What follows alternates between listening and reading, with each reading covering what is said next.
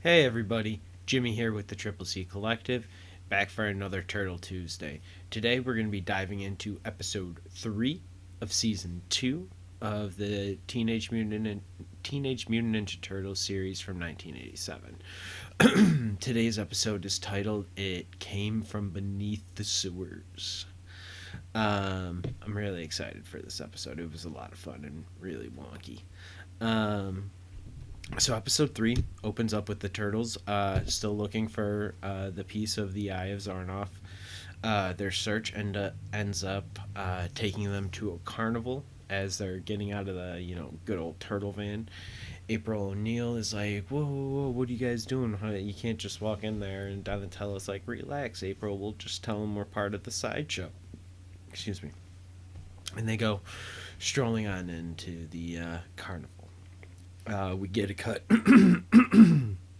Excuse me.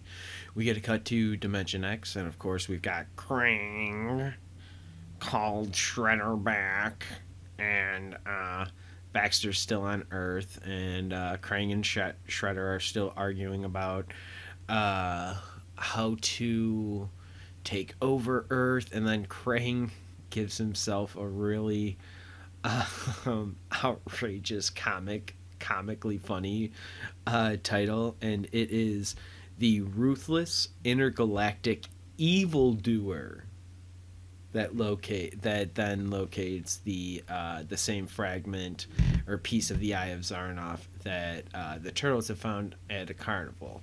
Shredder looks at the location on a map and he's like, "I know this. It's a carnival on the outskirts. Send me back, Krang. I can go ahead and take care of this for us and get this other piece."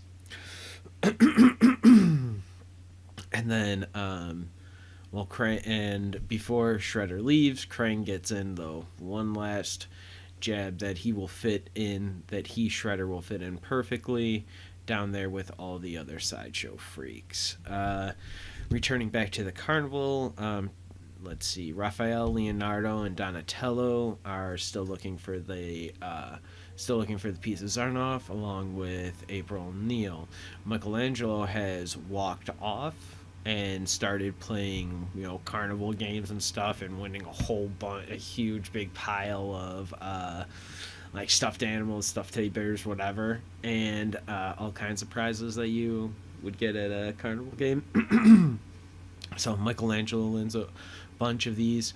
And April notices that Michelangelo isn't with the rest of the group, the other three brothers and herself, and so she's like, "Hey, where's Michelangelo?" And they're like, "Oh, I don't know. He kind of just wandered off." So she goes looking for him, sees him winning all of these. He hands her all of the stuffed animals that he had just won, and the turtles. That Michelangelo rejoins his brothers, who are who are getting very, very, very close to the location of the piece of the Eye of Zarnoff that they have, or that they're looking for. Sorry, and they walk right by it. They walk right by it because two young kids have it, and they're just they're young kids running around a carnival with a crystal looking kind of rock fragment thing. They don't understand the powerful piece that they have right there in their hands. So so the turtles then make a U-turn and go back and try and go after the kids. As they're turning around, going back, the turtles are mistaken as they were disguised, even being at the carnival, as workers there. So one of the ringleaders, one of the head of the carnival, grabs the turtles and says, "Hey, why did you dress up in your turtle suits? Come on, that's not supposed to be going on right now. We got another show going on in a couple of minutes. Hurry up! We got to get you out of this stuff." Starts pulling them away. April O'Neil finds the kids, offers the kids $3. The kids turn it down, saying that they can get more. She offers them a credit card. They say, "No, we don't take plastic." That's it.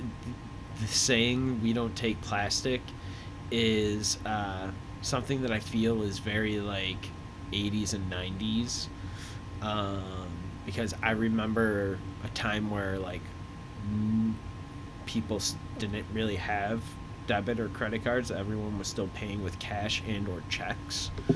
Really, like people had debit cards or whatever, but not a lot. I don't think it was super common. I feel like it wasn't even.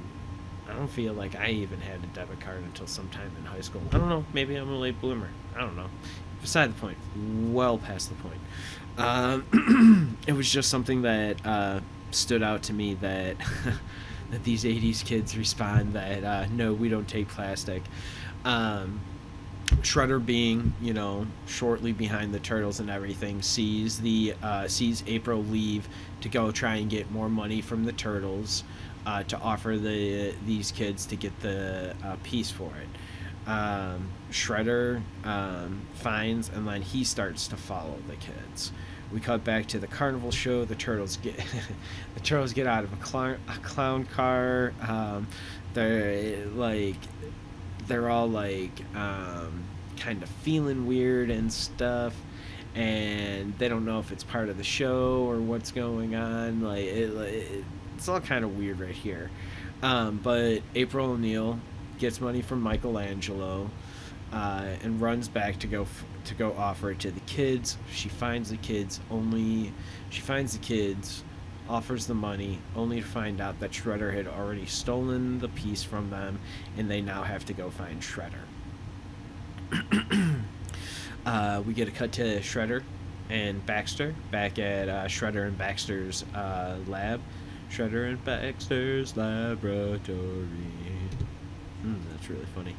But they're doing experiments on the crystal. While they're doing the different experiments, trying to figure out what kind of power, because the other one was able to make, the other piece that they were able to use at one point was able to shrink the turtles. So, like, what is this one? Would it be able to, like, power a whole bunch of machines? Would it be able to what can it do? They're trying to figure it out. At some point as they're running their experiments, there was a plant like foliage type thing that was brought back from Dimension X that got put into the same machine that the piece of the Eye of Zarnoth is in, that Shredder and Baxter Stockman are working on in the lab. And so it creates, a plant-like mutation. And as this mutation kind of like is happening in the lab there, then we get a cut back to the turtle lair. We get Donatello saying that he needs a new battery for the crystal that helps find the different pieces. Raphael makes a really bad joke about where you're gonna find a battery ZX from dimension whatever, and then they get the first.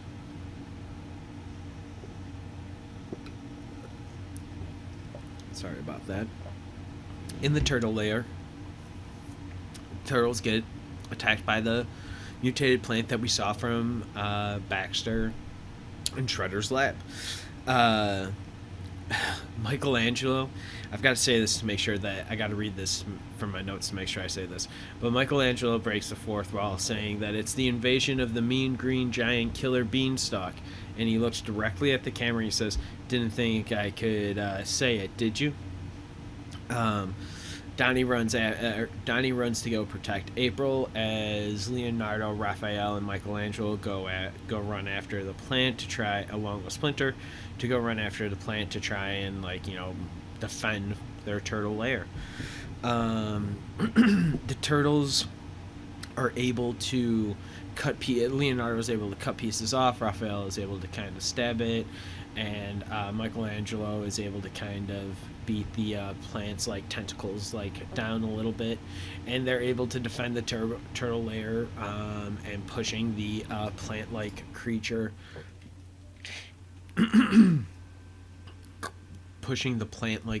out of their lair. Um, then, after they all kind of recuperate after that, they decide to start looking for the piece again. After this attack, they decide to take April, drop her off, and leave her on the comms so that once they find the piece, or they find Shredder and Baxter, they are able to call April, bring her there so that she can bring a news team and, kind of like set the story straight with the Turtles. After April gets dropped off, we get a cutscene to Shredder and Baxter. They're back to making a plan on how to get the Turtles to the lab so that they can experiment with them on the piece of the eye of Zarnoff that they have. We cut back to April O'Neil is at her apartment. Irma has come to join her, who we have seen earlier in previous kind of background stuff. And April O'Neil is, April's kind of fidgety a little bit, and Irma asks what are you doing, April? Are you waiting for something? Are you looking for someone? And April's just I'm just waiting for a phone call. April's what the April asks Irma what's going on at Channel 6 with you? And Irma says if I don't have a story in 24 hours, I'm fired. There's a knock and a letter is left at the door. The letter is saying that the Turtles want to meet with April and where to meet April at.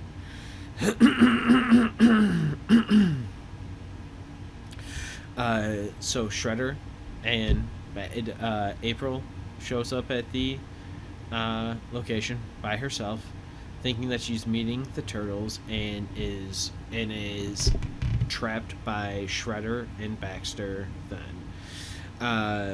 Shredder calls the Turtles off April's Turtlecom and lets them know go to 423 Dock Street. Raphael says that he recognizes April's mumbles over the phone, knowing that it's legitimately April over there. He would know her mumbles anywhere. The Turtles show up as pizza delivery people in disguise, turtles in pizza delivery disguise.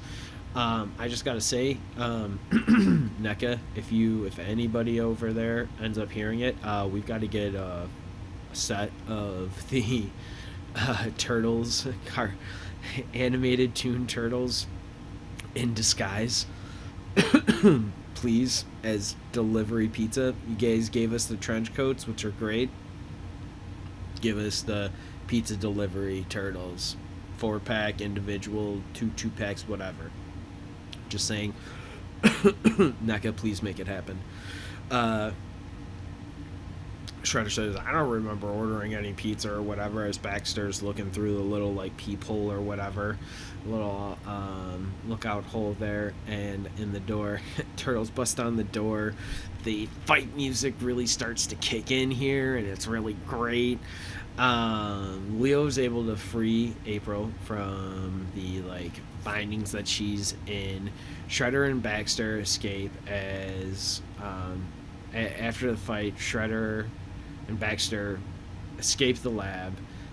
Escape the lab because the Turtles are distracted, because on one of the TVs it shows that this mutated plant that attacked the turtle lair is now attacking the entire city.